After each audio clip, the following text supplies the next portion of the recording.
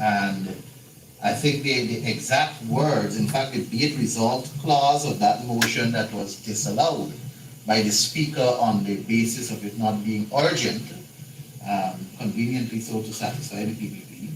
The be it resolved clause was that this National Assembly calls on the government to take immediate action to ensure an independent, credible, and impartial investigation by international investigators into the allegations of bribery, corruption, and money laundering as revealed in the two documentaries released by Vice News involving Barajaglio and Barajaglio, the Vice President of the Cooperative Republic of Guyana. And I think this motion also is in the public domain, and it was circulated with other persons that had an interest in knowing what we did.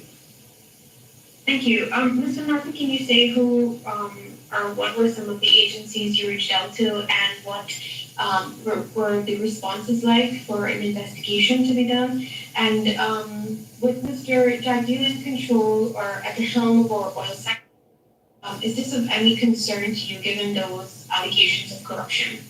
We have made those concerns known many times in our press conferences, that we are concerned. We have actually called for the removal of Barajaglio, not only for allegations of bribery and corruption, but also incompetence. He is proven to be one of the most incompetent persons this country would have produced. At some stage, I'm going to do a presentation showing the reduction of growth in Guyana under his management. He has nothing to celebrate. So we have engaged many institutions. We have engaged the US Embassy. We have engaged, I think, the British, the Canadians. All of them, we inform them about the situation. Now, we do not believe that it is our task to call on a government to do X, Y, and Z. What we do is we say to them, you have influence, and if you believe in the democratic values you espouse, you should really use what is at your disposal to ensure that what happens in this country trends in the direction of democracy. For instance, we have pointed out to the international community that if you go to an election with this voters list, you cannot expect calm at the end of it, because the list itself creates the conditions for disunity, for election results that are not credible. And so those things we have indicated. But like I said, we do not believe that it is the role of the international community to get this done, the government's responsibility. And to the extent that the government isn't responsible, we will do our international community. I think the government is severely embarrassed by what happened at the UN, but you know their embarrassment don't necessarily transform into positive action. There are cases when they're embarrassed, they become more vicious. We have to watch and see where they will go. You know, just cat is cornered, they try to get out the corner. And so we anticipate that there are two possible options. They can respond by saying, oh Lord, this is embarrassing, or they can dig in, saying, oh, they're trying to embarrass you, we can show them. You have to watch and see which one will occur. But if we know Barajaglio, the latter is most likely. Right, I see the hand of Ms. Renee Petrons.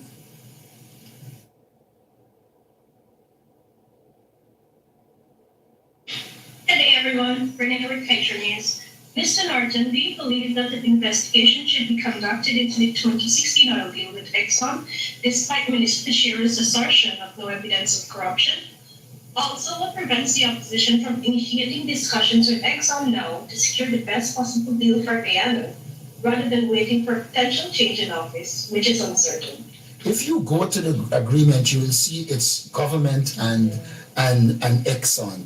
So the opposition can go engaging in negotiations about benefits to Guyana if we are not party to the agreement. Government is party to the agreement. And so to me, government has to do it, and we have got to prepare when we take government to do it. Now, as it relates to the 2016 ESA, there are a few things I should say about it, but I'll deal with it a little more then. Sometimes we forget that the money that this government is spending is as a result of that PSA. We accept that there are negative elements that we need to change. But it is that PSA with the conditions in it that allowed us, ExxonMobil, to invest, and we have begun to benefit from it. So let us not talk as if no benefits come to Guyana, as some people will want to suggest. Now, as it relates to an investigation into it, I don't know what are the terms of reference of the investigation you're talking about, but I will say this as a principle. We believe if wrong was done anywhere, there should be an investigation. We have no evidence that wrong was done. But if ever it is, as a government, we'll be disposed to investigate. But like I said, our major focus will be to utilize that agreement to get the best from the present arrangement and to work towards change in the interest of the people of Guyana. But we do not believe we have locus standi at this stage. Thank you. I see the hand of Mr. Mark Benchcock. Hey, good morning. I have two questions. One is for the leader, as it pertains to what was revealed yesterday at the UN's committee, grilling the all sort of things. Let me explain. With regards to corruption and whether they were investigated, you did say that you do not wish to engage the police because of the political interference that we have seen over the years, especially under the PPP. But have you now decided that in light of the revelation coming from the UN committee, that it is important for your party, for you as a coalition, to walk up the stairs of the Commissioner of Police office and hand over a report officially calling or demanding an investigation, even though it wouldn't get anywhere? And while you're doing so, sir, I don't know if you can probably have one of your members of parliament to ask the question whether the acting Commissioner of Police has gotten his US visa revoked. Just a question to him on that, and other senior members of the Guyana Police Force. I have a quick question for the Shadow Minister of Foreign Affairs with regards to Gil Teixeira's response on the treatment of Haitians, or whether foreigners have proper access to the court. Gil Teixeira said, and she used the Haitians as an example, after the PPP regime persecuted the Haitians, discriminated against them for a variety of reasons, race being one. Were you surprised, Ms. Walton Desir, that Ms. Gil Teixeira attempted to use a court victory that was forced upon the PPP regime because of their treatment of those Haitians? That will be my only two questions for now. Thank you. You obviously know to count. All right, so to answer the question, no, we're not surprised. This is the way the PPPC operates. We were not surprised that President Irfan Ali is masquerading in the international community as the champions of the Haitians either. We have to understand that this is the nature of this PPPC administration. And it is only a twisted mind would seek to use, as you have said correctly, a victory that, and of course it was imposed on them. You'll recall that the court struck down the deportation order that was made against the Haitians as contrary to natural justice. And then she sought to use the excuse that the Hugo Chavez facility is not custody, as it were, forgetting that there is also constructive detention. And so to the degree that these people were not free to leave and to move around and they were there, they were detained. But this is the nature of the PPPC administration. So no, we are not surprised. What is more important, I think, as we've said, is that we come to grips with the fact that this is the PPP, that they will not change, that there's no possibility of them changing, that they don't intend to change, and that they have to be voted out. That is the only course of action open now to Guyanese. And so whilst the UN and the whole embarrassment that they faced has exposed this government, it is now for the people of Guyana to act and to vote them out of office, because the UN will not, as it were, pressure them out. That is for us as the people of Guyana to do and to vote them out. I think also we need to note on the Haitian issue that the Haitians are part of CARICOM, and therefore they should have had the entitlement. And so when the government did what they did, they were in violation of the Treaty of Chagaramos, the violation of all the agreements with CARICOM. And it also speaks to the nature of the government. Having done what they would have done, they then turn around and try to appear to be champions of the Haitians, when in fact they are oppressors of the Haitians. They have placed a situation where Haitians can virtually no longer come to Guyana. And that is why I wondered when they were talking about being part of some force to deal with Haiti. The government of Guyana should not be involved in dealing with Haiti because they have been anti-Haiti.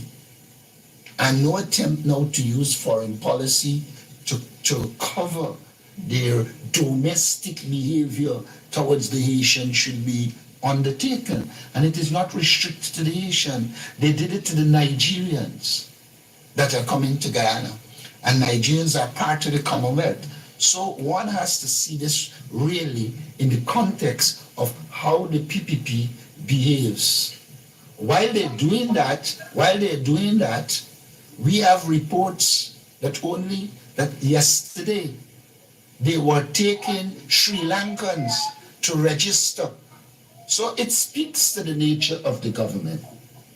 Now, if this interrogation was going on in Guyana, you know what would have happened? The PPP, Gail Teixeira particularly, would have been abusing about the APNU. Oh, we did this in government, we did that. Now they were caught in a situation where they are not being asked to politic. They were being asked real hard questions. And so the reality was before the world to see. And then they had to do what they did. Lie, dance, spin, everything except answering the questions properly. As it relates to the Commissioner of Police, I will be consulting with the leadership of the party, because I'm still not convinced with the position that we would have taken, that we should write. But there might be a possibility that we might write the commissioner. But let me remind you, after that occurred, when evidence existed that there was bribery in the local government election, I wrote the Commissioner of Police. The Commissioner of Police responded by saying that we should make the complaints to the various police stations. We did that. And to date, there has been no action on the part of the police. And here, Vice President Jack, they accepted that they forged a signature because there's nothing else you could do. The dead can't sign. And you had a situation where the dead signed. But Commissioner Hicken did absolutely nothing. The only time Commissioner Hicken and the police force is prepared to act is when the PPP said, trump up a charge. Every charge they would have brought so far against people in the APNU, AFC, dismissed in the courts. I gather now they're trying to find a magistrate who they can direct so that they get a conviction, because they're embarrassed by the fact that they use the police to trump up charges, and then when the time comes, there is no case. Police still would have not done a proper investigation into the death of paper shards in an area in which there were a lot of CCTV footage that they could get, including from the president's residence and the prime minister residence. Don't tell me that they do not have coverage to meet Palm Code to see what would have happened. And that says to us that they have no intention of investigating crimes that are linked to the People's Progressive Party.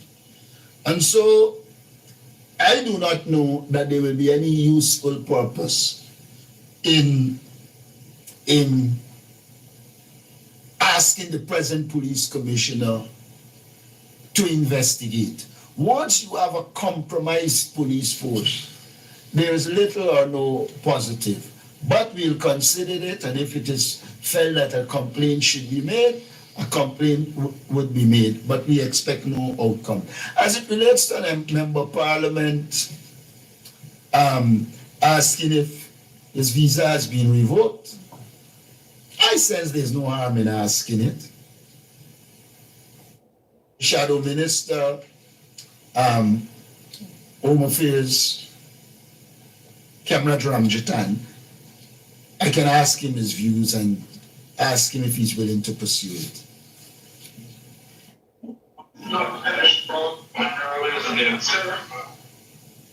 I think it was the last press conference or the one before you and I highlighted that you're not a corrupt politician. I want to ask you, but Sharon, your mic is muted.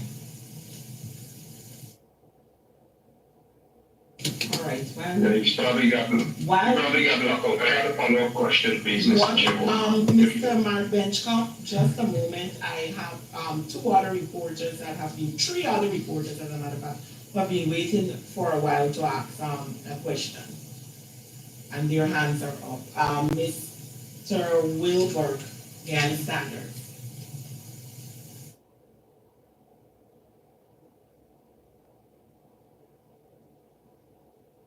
Hey, good afternoon. Is everyone hearing me? Yes, we're hearing you. Thank you. Kiana Wilberg for Guyana Standard. I just have 3 questions for the panel. Mr. Norton, you've spoken extensively regarding the opposition's interest in producing policies, effective policies and plans that would lend to the management of the oil and gas sector. But I'd specifically like to know how you propose to strengthen institutional oversight to ensure transparency, efficiency, and fairness in this rapidly expanding sector. What key agencies you would target, and how would you target them? How would you restructure? So that's my first question. Secondly, what strategy would you propose to ensure that Guyana's next oil blocks auction, or any oil blocks auction that we would have, actually maximizes benefits for the country while also ensuring environmental sustainability?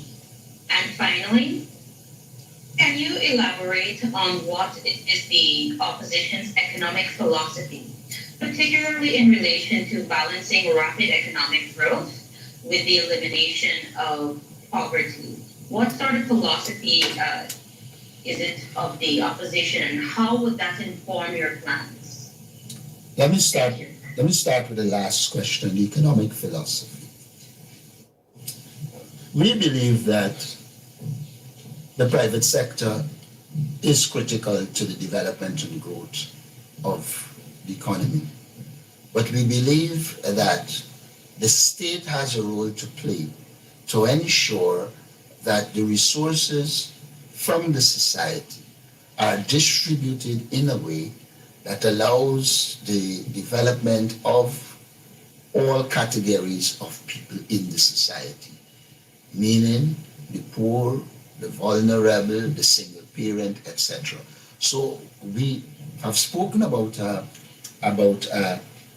people-centered development strategy because we believe if we focus on the people and their development, we'll be in a better position. In this regard, we have said explicitly that human resource development will play a critical role. Because when you look at all the countries in the world that would have progressed, the hallmark of them is high quality human labor. And so, as part of our philosophy, there will be a focus on human resource development. Now, once you have this focus on human resource development and you are developing the capacity of your people, you will be placing the society in a place where it could monitor and evaluate what happens in the oil sector and develop policies and programs to ensure the strengthening of the oil sector. I believe the APNU AFC had started on a good foot when they recommend the Petroleum Commission. And we will go back to an independent petroleum commission that will allow for experts, professionally qualified people to be involved and advise the government and be responsible for advocating how development occurs in which sectors, because you will have tech capacity.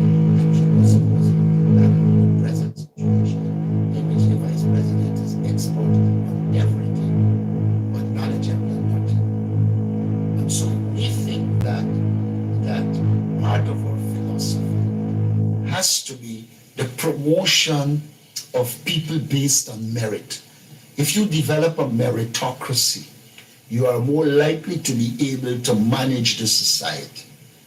While you say economic philosophy, I believe that it's a political economy approach. There is a symbiotic relationship between politics and economics. And therefore, good governance, this question of equity, transparency and accountability must be economic philosophy that will inform the AP and UAFC government in future.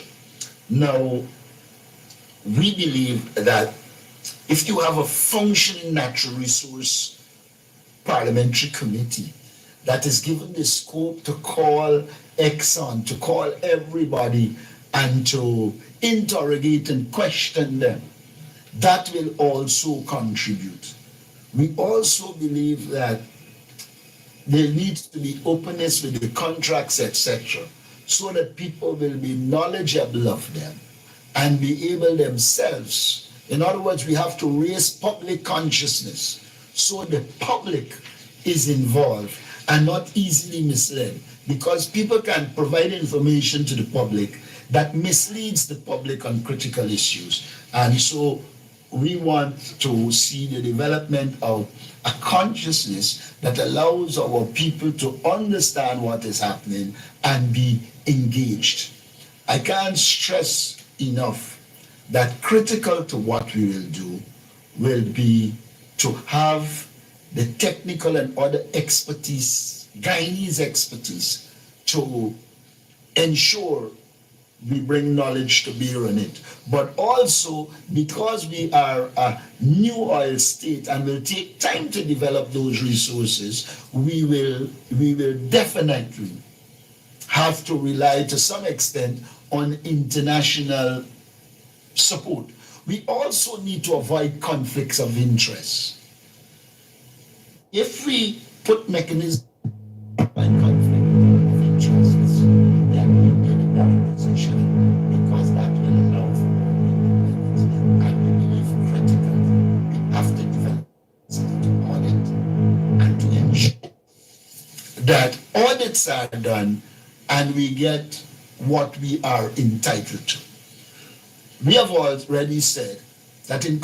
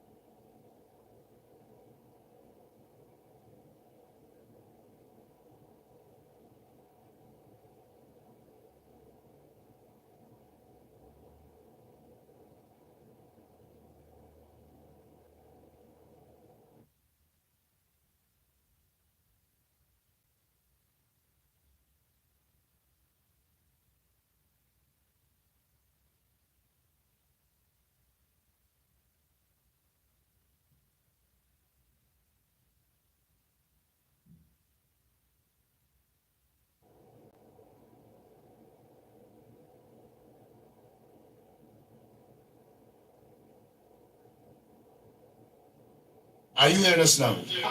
Okay. Hold on one second.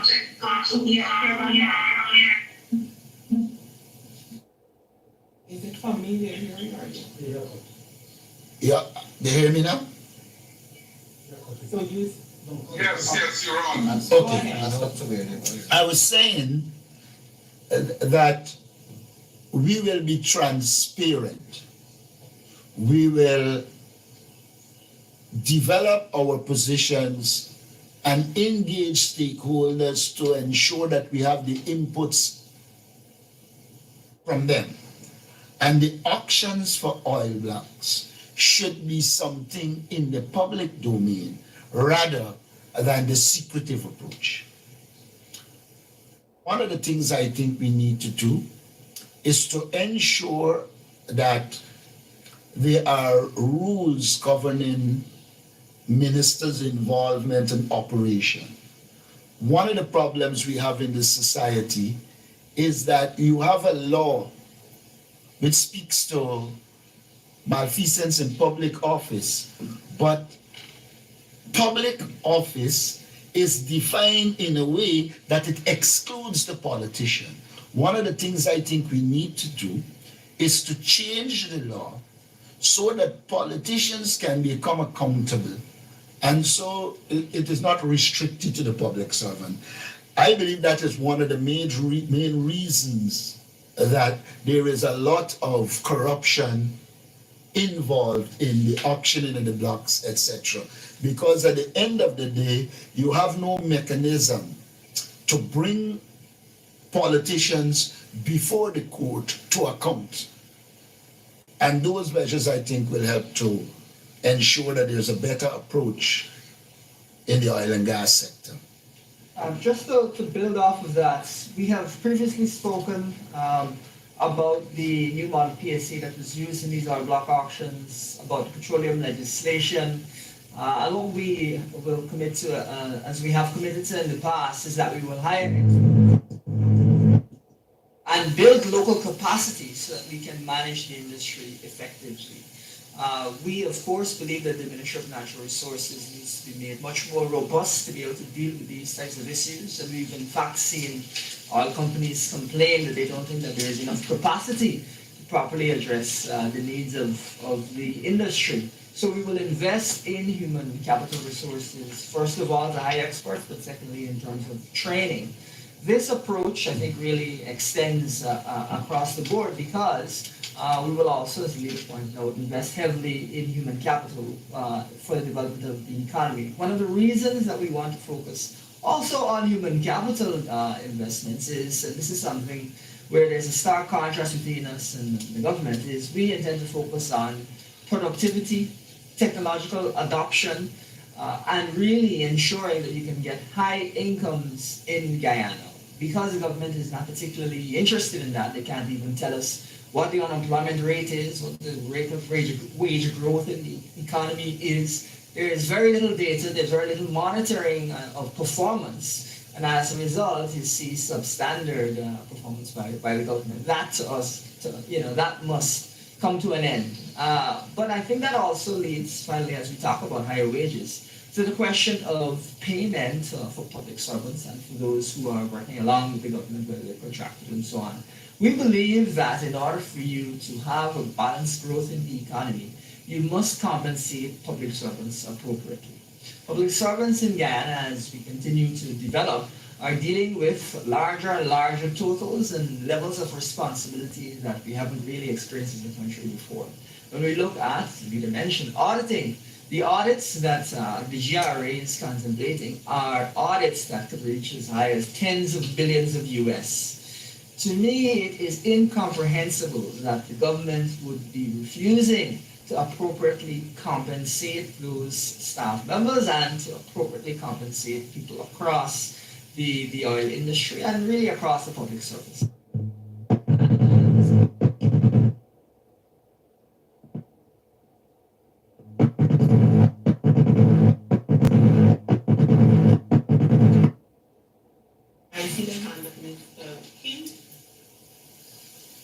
Excuse me, before I go any further, I wasn't sure if the first question was answered given the interruptions. The first question pertained to the institutions that would be targeted for strengthening for the overall management. Was that answered? Because Yes, we did. I did mention that we will set up the Petroleum Commission as an independent institution that will manage the investment, etc. So it won't be done arbitrarily by politicians. I did say that we will improve the capabilities and effectiveness of the Parliamentary Committee on Natural Resources so that they can bring anyone, Exxon management, whoever, to be able to grill them to get to the facts on the matter. So I did deal with And the other agencies. and Thank you. I dealt with the audit and a number of other things. Thank you. Mr. King? Thank you, Billy. This is Kim King from Wilo. Before I ask, there seem to be multiple drops in the audio, both when Mr. Lowe was speaking and the leader was speaking prior to the blackout. I don't know what's wrong with the system that's causing that. I would just like to follow up something that the leader said in response to Renee's question about the 2016 Wild deal. And please correct me if I mischaracterize your statement, Mr. Norton. You said in a potential next APNUFC government, you would work to secure more value from the current oil field, as well as to advocate for change. You use the word change. How do you expect to get more value from the current oil field? As in, what mechanisms would you pursue, or what provisions do you intend to tap from the current field? And when you use the word change, does that mean renegotiation? Let me start with the word renegotiation. I've said before, I choose the language I use because renegotiation has a connotation that sometimes suggests that you will scrap what exists and pay no attention to what exists. As I understand it, an agreement was signed. In that agreement, there is a provision for us to engage Exxon to make whatever changes we want to make. And I want to make that very, very clear. Now, I do believe that we can benefit in a number of ways. Let's assume we were dealing with now. When we engaged Exxon first, early, we did say to them that we had proposals that suggested ISO containerized gas will be more viable and economical for us than in the first instance. Exxon was very reluctant and virtually said that it wasn't in some regard when we spoke with them. By the time we met them again, it was clear that they were prepared to consider it and had looked at it and that it's a possibility. Now, if were that the case, it would mean if they did that, Guyana would have saved rather than these $1 billion investment, which can probably generate problems for us. Now, we can ensure that there is a proper environmental agency. We have to staff the environmental agency with the requisite staff, competence, technical and otherwise, so that they can ensure that Exxon and any company in the country is stay within the confines of the law to minimize adverse environmental impact. That is something we definitely will pursue. As far as I am aware, while Vincent Adams was head of EPA, they were going in that direction, and it wasn't a case of just no objection and they went far. Let us not forget, enshrined in our Constitution is the right, the duty to protect the environment. Now, when one looks at, say, the various wells, we said we will not run and explore all of them, because we need to have one, due diligence done on all of them. And then once we would have done that, we'd be in a position to see this is the direction we should go. We worry that the government is running ahead and with all of these projects. And we do not have a command of all the data.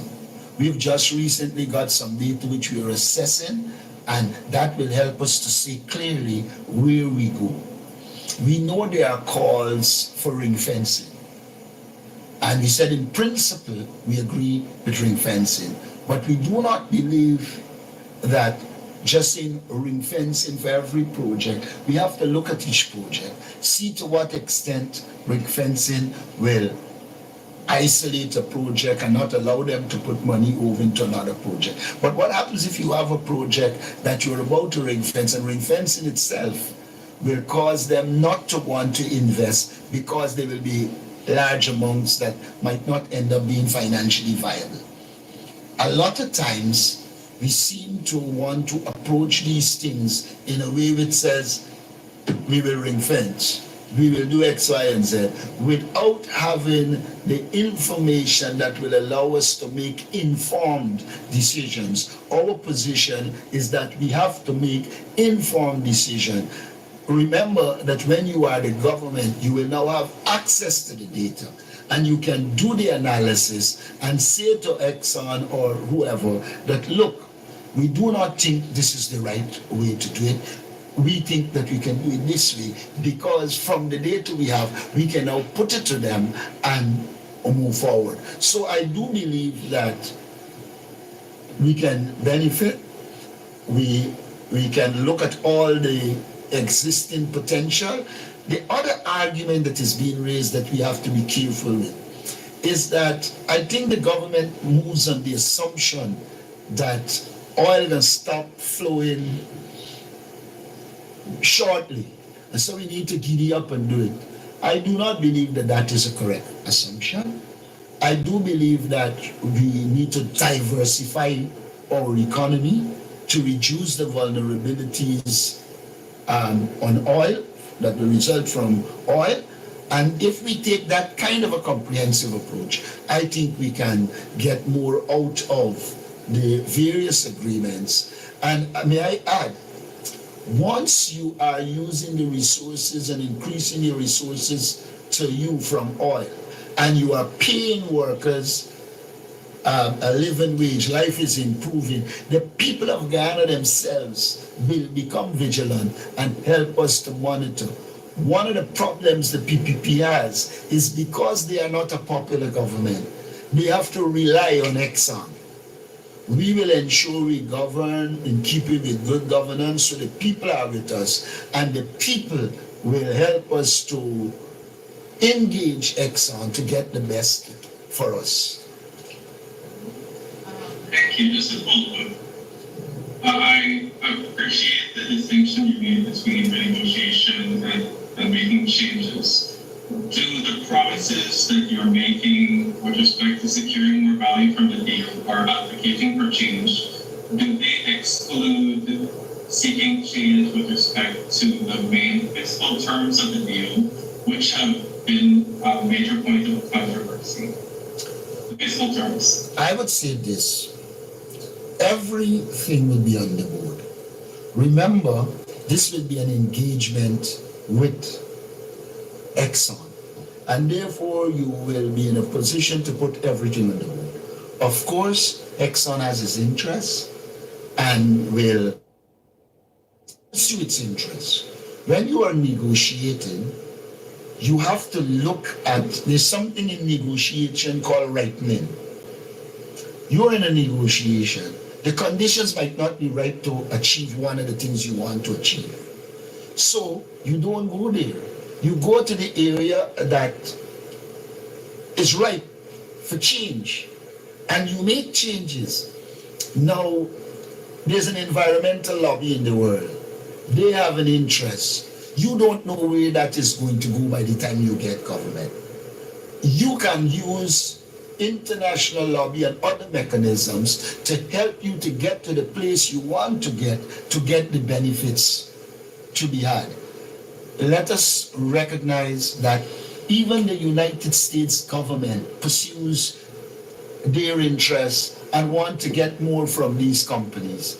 And therefore there is an avenue for a foreign policy of oil diplomacy that permits you to engage countries, including the home country of those corporations, to be able to find consensus and get the benefit you want.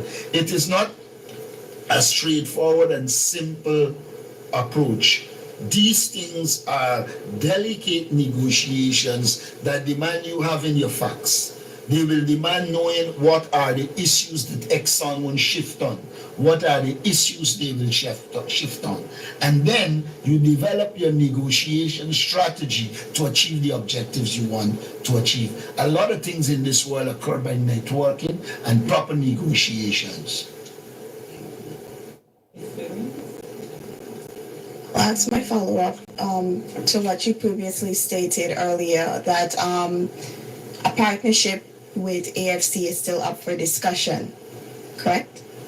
Okay, so since it's up for discussion, why did you rearrange your shadow cabinet? Well, that was inclusive of AFC members. And I'll ask my second question one time.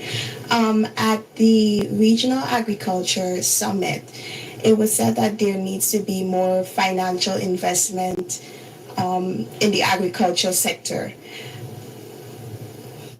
And we've seen Guyana pursue this route to ending or tackling food insecurity by increasing the budget in 2024 to 97.6 billion. My question to you is, in what way is the opposition planning to contribute to the discussions of ending hunger and malnutrition? That's all. Okay. The first question, why you rearrange cabinet portfolios. When you are a political party, you have to struggle for efficiency and effectiveness. And there are a number of factors that informed the rearranging of portfolio. Take, for instance, Home Affairs.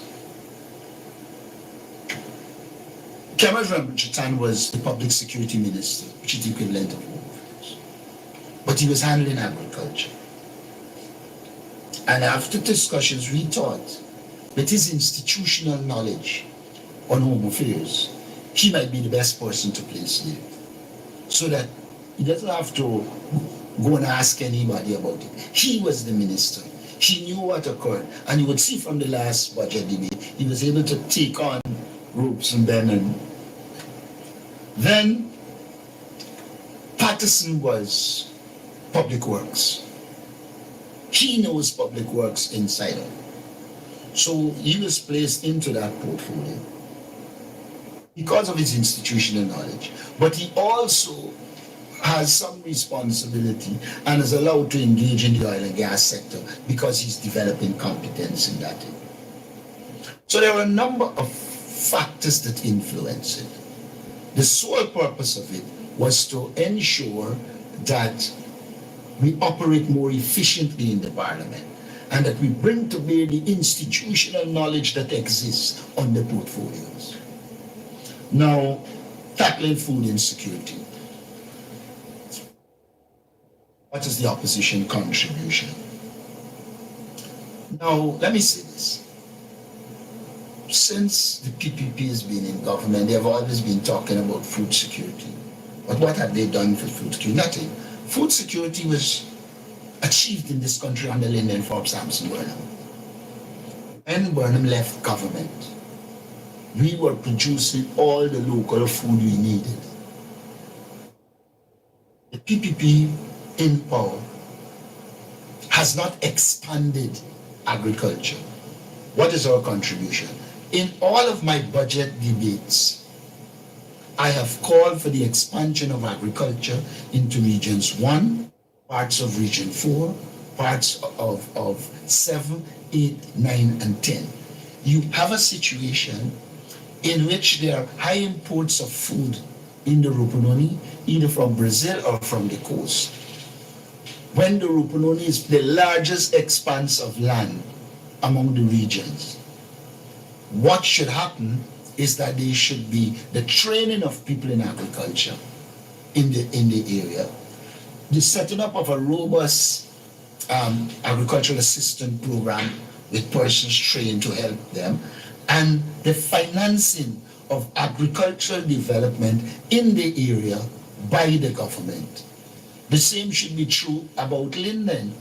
If this government was serious about food security and taking it to the point where it export, Linden should have already been placed on the course of food sustainability, because it has the land. When we came into government, we began to do the Millie's Hideout Road so that the people from the Berbice River can bring their products out. The government stopped it. Let us recall that when this government came to power in 1992, there was a boat that brought the produce out from the Berbice River. That ended. Nothing was put in place. So the government has to recognize that food security will only be had if all the regions are producing food, and food security must include cost of food, because there can be food, but people have no food security because they cannot afford to buy food.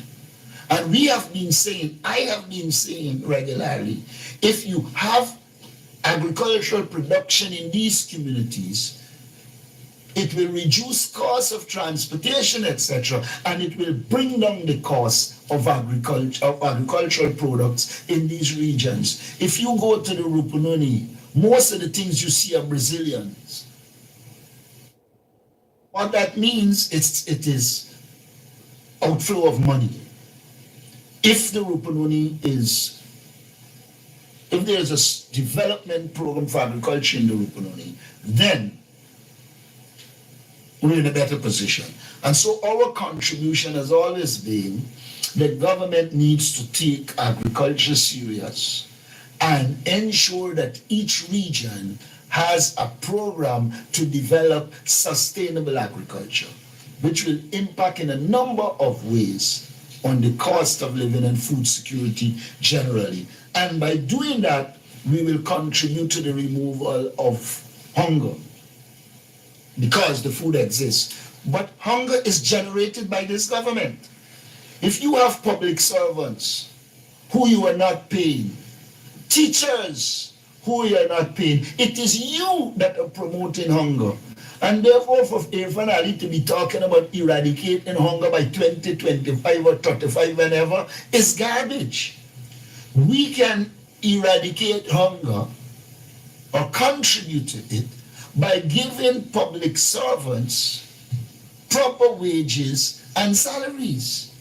So don't tell me about eradicating hunger and you're not giving to people the basic means to buy the food that they want. This government is a perpetrator of hunger.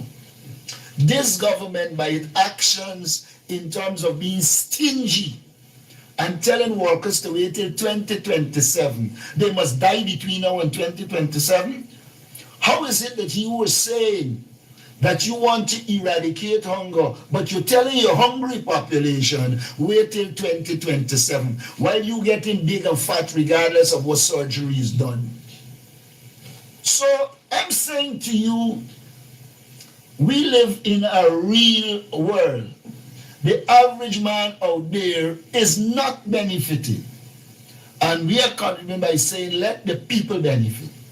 And once the people benefit, they themselves will also have income to invest. We agree that micro and small businesses promote development. But if people don't have the basic income to live, how do they go and get money to invest in small business? So it's a charade this government is involved in. And mind you, international organizations and international conferences are areas of discussion to inform development. Look at the energy conference. We have pointed out here in the press conferences that those discussions showed or suggested that we should be engaged in Trinidad to help in the oil and gas sector. The government doesn't heed it. So what is foreign policy for the government?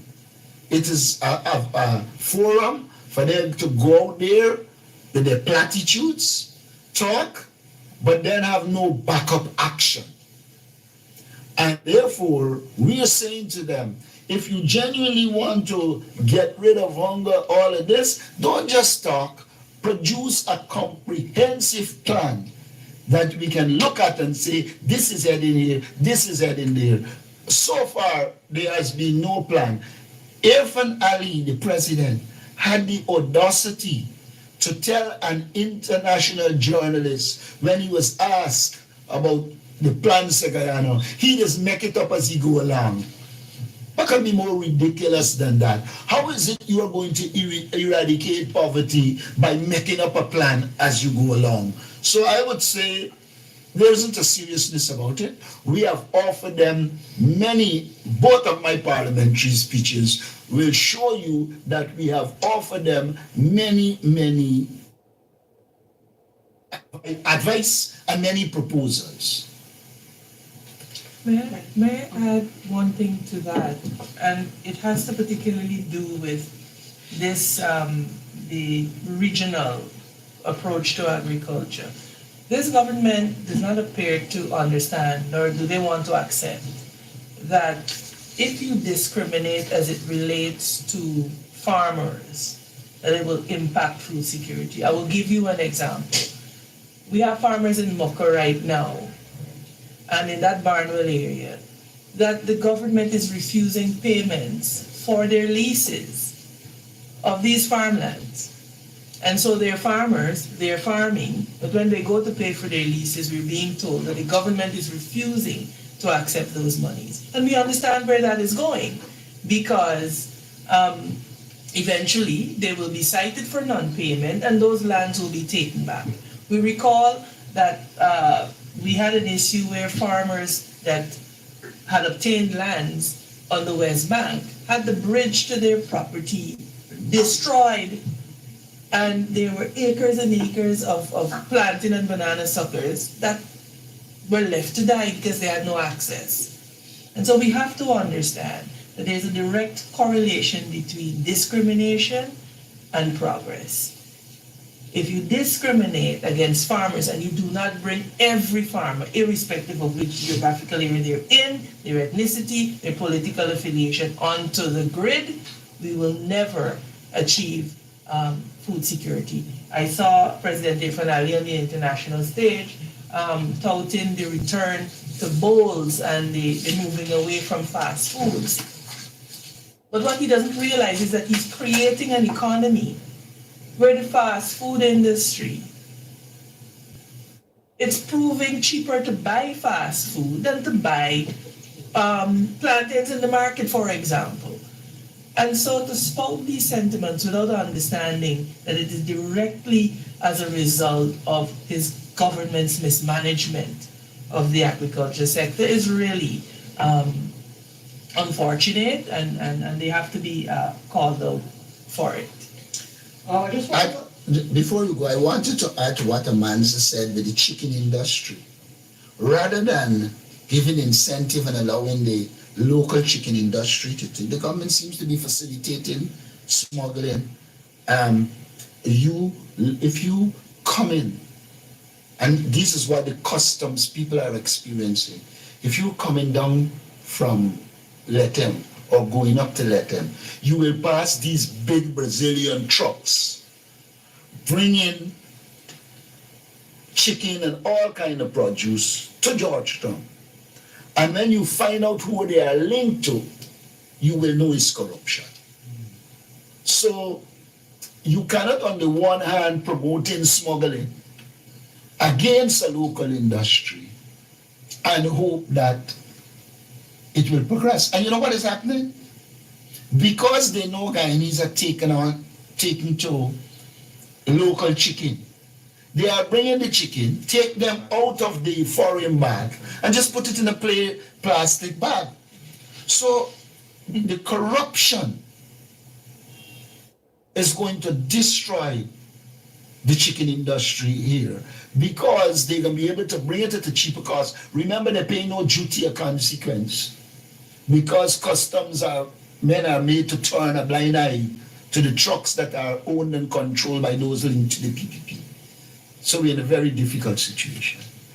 Shriva, just a quick one. Just to follow quickly, as Leader mentioned, we've spoken at length about agriculture. Some of the things I'd like to highlight, those directly dealing with malnutrition, and especially childhood malnutrition, is we've spoken about ensuring there are hot meals, more than one hot meal, breakfast and lunch for children across Guyana, so as to ensure, number one, that they are appropriately, that they're able to benefit from food, also to ease the burden on parents.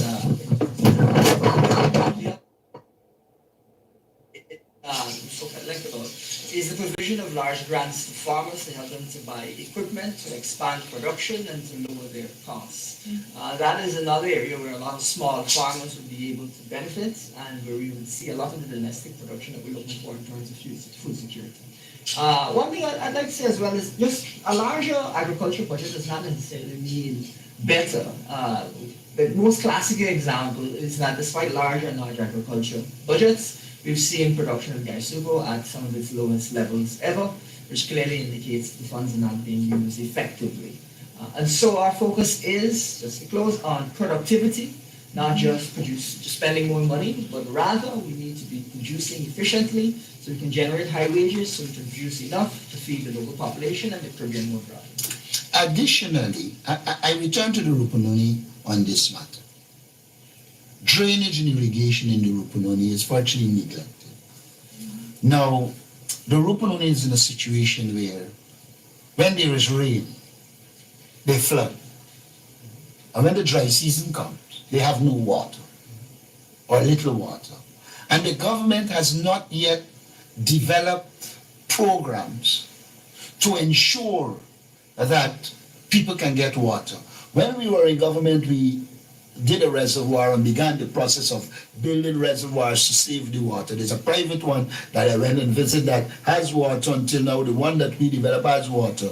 But they should have been developing across the Rupununi reservoirs and engaging international expertise to know what is it that they need to do to ensure that when there is rainfall, there isn't flood, and that the water is stored. If you go to the Rupununi and you see what it looks like physically, it's surrounded by mountains. So when the rain comes, the water comes pouring down. And bridges, everything will flood. Well, now you're putting them higher. And so if in a critical region like Region 9, you don't have a structured approach to agriculture, it is nonsense to come and tell us about food security in the Caribbean. Our shadow minister of agriculture been trying to ask them, what is it with this, what's the goat they call them? The blackberry sheep. They can't even give us information on the blackberry sheep. Based on their own pronouncement by last year, we should have had blackberry sheep growing. Now they're like sheep, running and not answering the questions. This government has no right to speak about food security when they are not taking the measures at the domestic level to ensure food security. All right. Thank you. I have a question in the studio, and I have persons with their hand lifted online, and I will take those four as we close off today's press conference. Mr. Gibbs.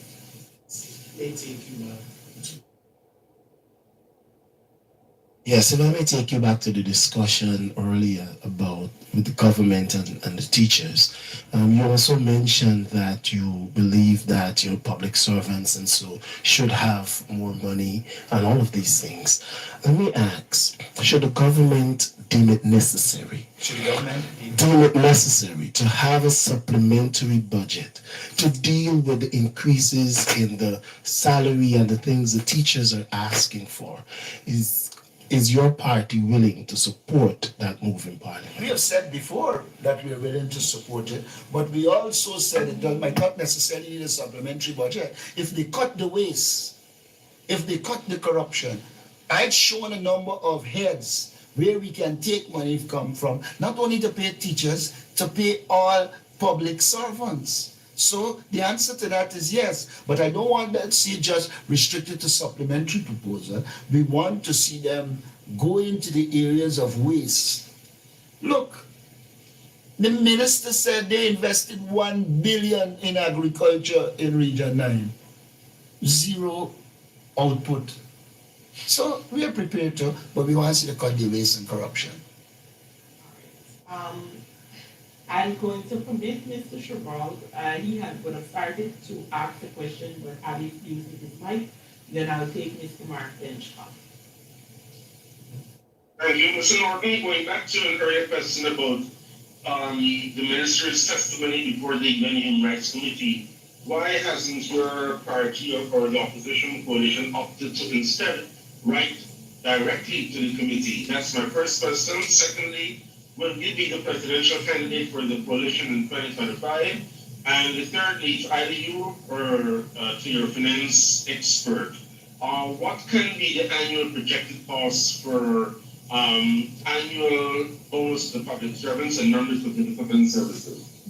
What was the first question? The presidential candidate. Right directly to the UN. I hated that one. Okay, let us start with the presidential candidate. The party will have its Congress. The elections will be held. And I have no doubt that I will be re-elected as leader of the party. And generally, the leader of the party is the presidential candidate. First thing.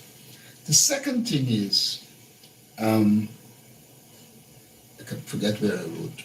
What was it? Right directly to the UN. Oh, why didn't we write directly to the UN? I can't say why we didn't. We have taken to, like I said, inform the UN through the mechanism here. We will look at the option of writing directly to the UN. Yeah. Mr. Sherrod, I'm not sure if you mean specifically bonuses or do you mean public servant salary increases more broadly, because obviously those are two different things. While of course we'll maintain some of the bonuses that are in place, really we believe. I don't think you heard my clarification. It has to do with what Mr. Norton said in London last weekend, that he'll have bonuses paid to public services as well as continuation of the joint services bonuses. So that's the Okay, I should answer that. To just say that doesn't put it in context. What I said in London is that the government pays the joint services and they don't pay the public service. And so it tends to divide the joint services from the police. We said in the circumstance, look, people really need funds and that we're not going to remove the joint services bonus. What we will do is extend the bonus to all public servants. But we also said continuously on our programs that we do not see bonuses as the best approach. What we do see as a good approach is that in addition to bonuses, there should be, as a result of collective bargaining, agreements in which there are increases in salary that are retroactive. Why?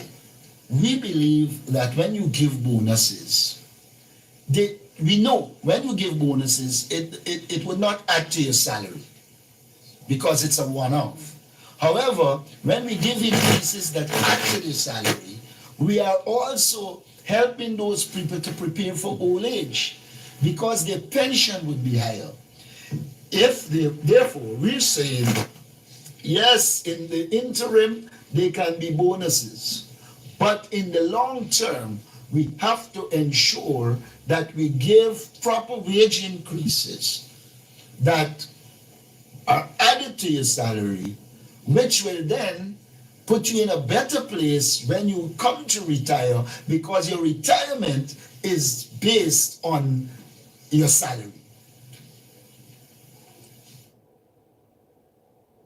Right, but do you have a ballpark figure of which I can cost annually?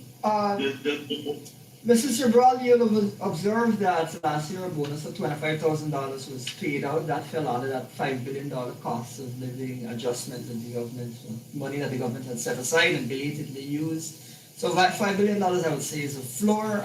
As we grow and as the government budget increases, I would expect to see much more capacity if we're going to do those types of bonuses. Mr. Mark Benchcom. Yeah, thanks. I've noticed somewhat aggressive approach towards Benjamin Rachel when it comes to answering questions. Follow-up questions. I was permitted to ask 9 follow-up questions, but you shut me down. I've noticed that it's not the first time. Now, let me get to my follow-up questions, please, as I... Mark, thanks for being facetious. Thank you. To the leader of the opposition and other members of the panel here, particularly the lawyer, is Walton is here. Yeltsin spoke about rigged elections in 2020 and pointed fingers at the opposition as though the opposition was party to rigging of elections without any court adjudicating on that. I'd like your take on that, sir. And the legal aid clinic, she spoke about that. And particularly the question from the member of the committee, the UN committee, about indigenous folks getting access to legal aid. They're again straight from the truth. I'd like to get your opinion on that, and because there are lots, since your visit to the region number 9, a lot of our indigenous brothers and sisters do not have access to legal aid, and many of them are languishing in jail.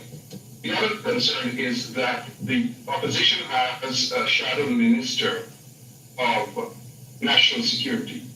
That shadow minister of national security seems to be absent from a lot of current issues that's affecting Guyanese. One, the issue with a wanted man that was recently caught there in Guyana.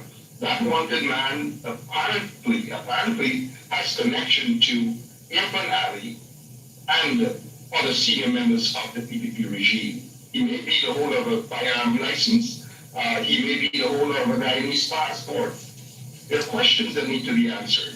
The other concern is the cop shooting each other. 88 bullets. We need answers. Cop died allegedly by friendly fire. No proper investigation. Fuel spill in Tobago. Connected to Guyana. No follow-up. Helicopter crash. The box is somewhere in the U.S. No follow-up, no nothing. And those were just my follow-up questions. Thank you. You want to go with the legal one, or you want to go first? All right, let me start with rigged elections. Look, there was a recount, and everybody saw from the recount who rigged the elections. There were so many boxes without documentation. Let us not forget that the chairman of the Elections Commission said these boxes cannot be counted. And after engaging the PPP, they were counted. So the evidence of rigged election,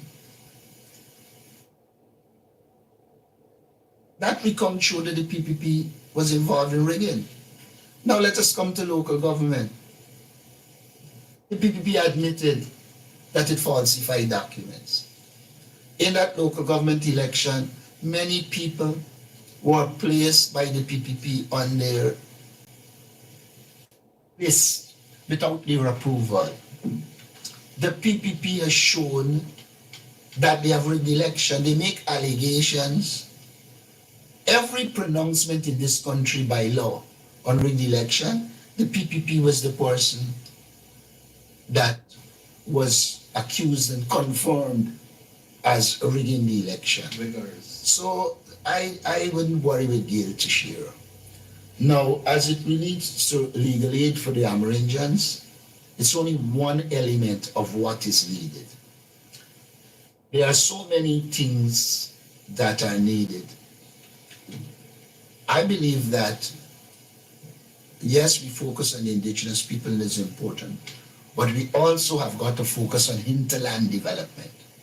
Really, there should be a Ministry of Indigenous Affairs and Hinterland Development. Because unless you have a structured approach to the development of the hinterland, the problems you have are going to continue. Now, I believe that there should be legal aid assistance, not only to people in the Rupununi, but the indigenous people who are out here. A lot of times they might not even know how to access it. So I'm clear in my mind that there is need for legal aid assistance to all people who cannot afford the cost of legal aid. As it relates to the question on the Home Affairs Shadow Minister, since I know the AFC will hold its press conference tomorrow, I think you should direct the questions to Comrade Kemadran Jatan, who I know is competent to handle the questions. Thanks. On the issue of the legal aid for our indigenous brothers and sisters, there's a mechanism for that to be provided. We recall that the HES carbon credit monies that this government has set up for the indigenous community, certainly there could be a facility where funding for legal representation of our indigenous brothers and sisters could be done. I know of several indigenous young men who have been languishing in jail and their cases are not being called up because of a lack of representation. So there is money to do it. It is a question of the will. On a foreign policy issue, and hinging off of what the leader just said about the development of the hinterland, it continues to baffle me that this government does not seem to understand that prioritizing the development of the hinterland has direct implications for Venezuela's territorial claim. It is important that we make concerted efforts to populate and to generate development in that region. It is terribly underpopulated by all accounts and as we know. And so we have to incentivize relocation and investment and infrastructure growth in that Essequibo, because of course it has implications for us. So the neglect of the hinterland really speaks to a lack of understanding of the entirety of the big picture by this Ali government. And it should be noted that more than once we call for them to develop specific programs in the Essequibo that are aimed at concretizing opposition vis-a-vis the Guyana-Venezuela territorial controversy. Mr. Norton, quickly, the question concerning the man wanted by Interpol, who is said to have connections to high up in the PPP regime. How concerned are you about that, sir? I have seen pictures. We have to continue to investigate, corroborate the information. I have seen pictures where you're living in a world of Photoshop. I've asked a few people to try and confirm that these are in fact genuine pictures, etc. So we are deeply concerned. But it's not going to be the first time that the PPP regime is going to be related to people of that kind of character. In fact, it would be a surprise if he wasn't. It would be a surprise if he wasn't. One of the only ways you can get the kind of cover he got is if you're close to the regime. Thank you. Ms. Goddyana. Thank you, everyone. Mr. Norton, just to follow up on your comments or your fencing, sir, your party keeps saying that it wants well data to make a decision on this issue. But the Vice President recently said that you never submitted any request for information in that regard. So how do you explain this to the nation? Given that, and we know that information on the project costs are available publicly as well as production data. So can you please specify what information exactly you're looking for there? And secondly, sir,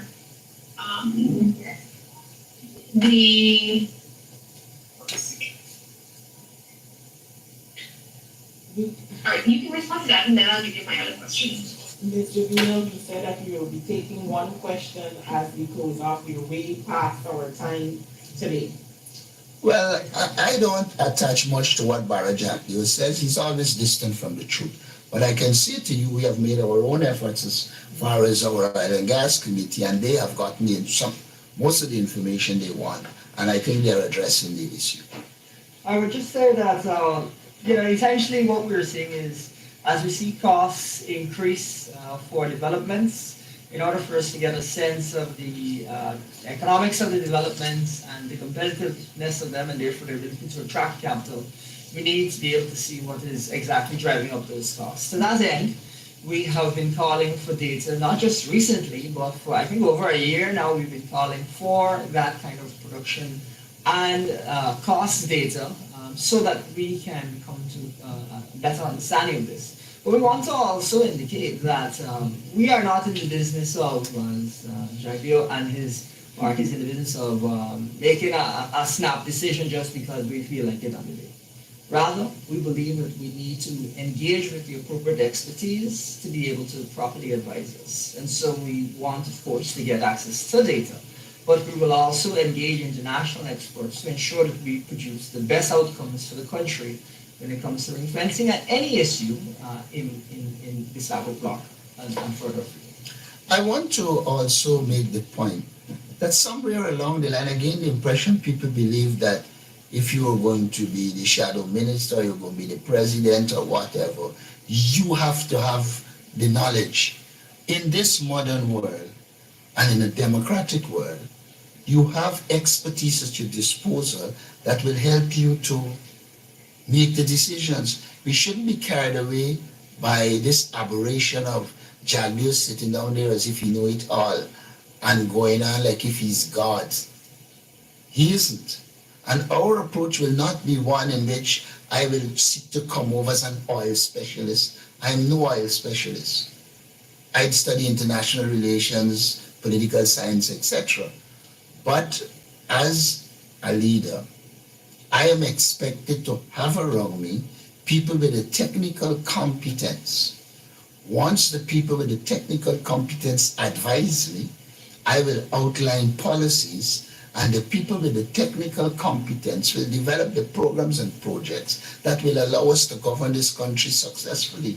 So we must move away from this thing where Norton, as leader of the opposition, has to come over as some oil specialist. I will never ever be able to deal with all the technical details of oil. And so our decisions will be based on some technical advice and programs that are developed with people with professional competence. It's like law. I would have done some law. But if we're going to deal with legal issues, you appoint an attorney general who is aided by people who are competent in the law, and then you can make pronouncement. How do you suggest or go in the direction of believing that every politician that speaks should be competent on the details of oil and gas? You will never be. And if you think you are, you're going to be fooling yourself. Thank you. Our final question from Mr. Adam Harris. Yes. My question has to do with what's going on in the National Assembly. I'm not sure what the law says about joining the party, occupying a seat in the National Assembly. But now, with the rotation, does the APNU AFC have a view on what's happening? Our first view, as I understood it, was that at the end of the elections, we had the greatest remainder. And under the law, my understanding is that the AP and UFC should have gotten the seat. I also understand that there's some clause that deals with the joinder agreement. I don't know the details of it, but to the extent that the joinder involved these other political parties, I don't see it as our business to be getting involved. I don't even know what agreements they made. I've seen no document. All I've heard is that this one is to serve the period, that one is to serve a period. And so for me to comment in an intelligent way, I would need to know or see the written agreements made by these parties. And I can confess to you, I've not seen them, I don't know them, and I'm not in the business of commenting just for the sake of commenting. You have a quick follow-up, please.